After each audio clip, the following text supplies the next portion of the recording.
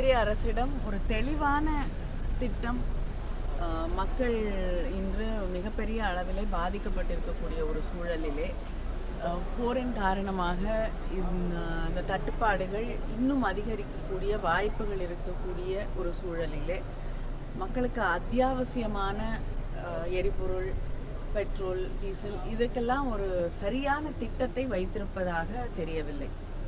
இது நிச்சயமா அதை சரி செய்யறதுக்கு மக்களுக்கு இருக்கக்கூடிய பயங்களை போக்கக்கூடிய வகையிலே அதற்கு அவர்கள் ஏற்பாடு செய்ய வேண்டும்.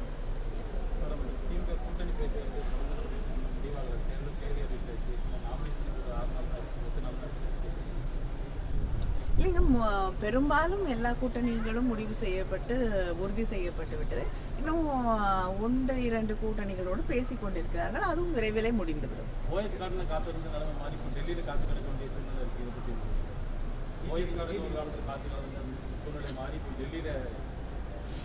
ரொம்ப நாளா திராவிட முன்னேற்ற கழகம் அதுதான் சொல்லிட்டு இருக்கோம். இப்போ கிட்டத்தட்ட அவங்க பிஜேபியோட பி டீம் மாதிரி ஆயிட்டாங்க.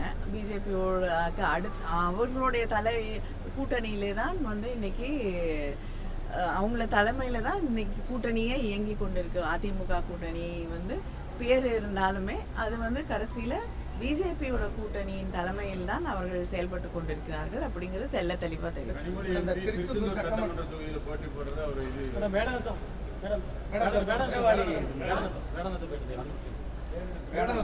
அங்கேயே